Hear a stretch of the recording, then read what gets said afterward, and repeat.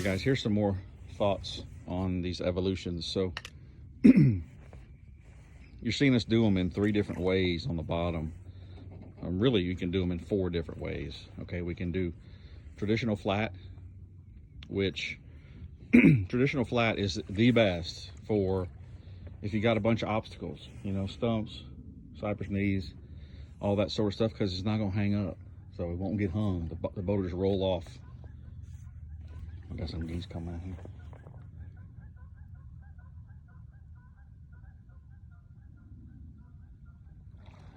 Anyway, the boat will roll off of whatever you got. Okay, so that's flat. The second is a razor. A razor is an 8-degree bottom with a center keel, but no crimps or anything in the bottom. So just 8 degrees, nothing else. Will turn on rails, won't slide, and won't hang up as bad because it doesn't have, you know, crimps all over. The next option is just a traditional crimp bottom. The reason that boat builders have been using crimp bottoms forever is because it adds strength. So especially when these guys use what I call inferior materials, like, you know, 80 gauge, 90 gauge, even 100 gauge, 50, 52, they use crimps to add strength to the bottom because the metal itself is not that strong.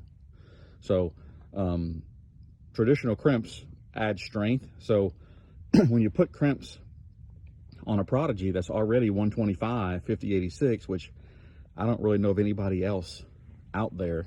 Maybe there is, but I don't know of anybody doing crimped and inverted crimped 125, 50, 86. They may be doing it in 52, right? But it's nowhere near as strong as 86. So if you take 125, 50, 86, and you put crimps in it, it is incredibly strong. So that's one reason to run crimps, and guys that have run outboards tend to like crimps. It kind of looks good, and it's a really strong bottom. So and then the 4th option would be inverted crimps. So guys that run mud boats, one of the things that has happened over the years is some people started doing inverted crimp bottoms. So you have less, you know, below the bottom of the boat, right? So an inverted crimp goes up instead of coming down. So you're going to get hung up less. It's going to run a little bit more shallow, and it will still turn on rails. But don't be fooled. There's people out there putting, you know, 2 bends on the bottom of a boat and saying it's going to help it turn. It will not. It's not going to happen. You could put 4, you could put 6 crimps on the bottom of a boat. It is not going to make it turn. I know because we tested it with and without keels, with and without crimps, with different degrees of bend, etc. So what makes it turn the most is a center keel. So we have a custom designed center keel that we designed that goes on all of our V-bottom boats, and you can't make them slide. I don't care if it's a bay hull doing 60. I don't care if it's a 1751 Evolution Prodigy doing 38, 39, 40 with a built motor. It ain't finna slide. It ain't gonna happen. Now, a flat bottom boat will slide some. You have to get used to knowing how to handle it.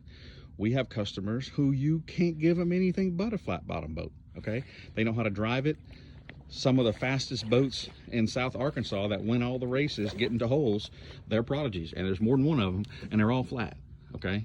So they know how to drive them, and they lay in them, and they cut through the woods, and none of them outboards can even keep up with them, okay? That's true. So it's a matter of what you want and what you want to deal with, what you want to learn to drive, how you want to learn to handle it, etc. So, but crimps on the bottom of a boat do add strength. So imagine an 80 gauge hull at 50-52 with crimps versus a 125 hull at 50-86 with crimps. How much stronger our boat's going to be? It's big league stout, big league. So that's what we do. We've had people running crimp boats in Arkansas with mud motors that are brutal on boats. Like they used to go through at least 2 or 3 other manufacturers' boats a year, tearing the bottom out of them. And they've run our boat for, I think, 3 seasons now.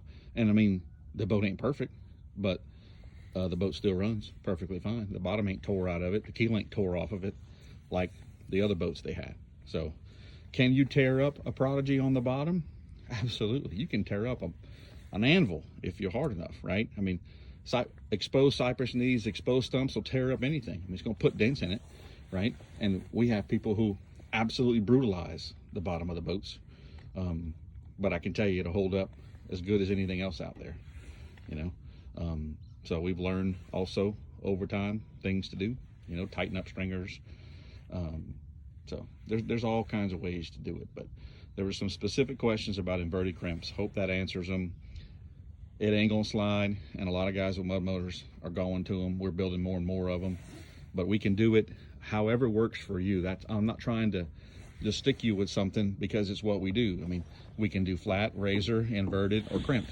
Doesn't matter to me, right? Whatever works best for your situation, and we can make it happen for you. So the other thing, like on this boat, this is an Evolution.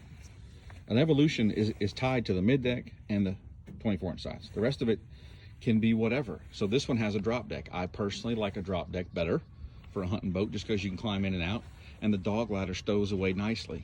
The dog ladder stowing on a fishtail boat is a bit of a hassle, a bit of a pain. So sometimes in a lot of cases you got to take it out and put it in the boat. So that's why I personally like a drop 2 for a hunting boat. You won't ever see me in a fishtail for a hunting boat. If it's a big bay boat or something, fishtail is awesome.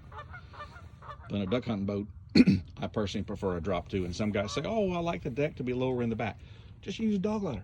Climb in and out on the dog ladder. It's perfecto. So, but hey man, we can do it gel way, we can do it whatever way, it don't matter. So, hope that helps. And if we can help you, just give us a call. I'll take care.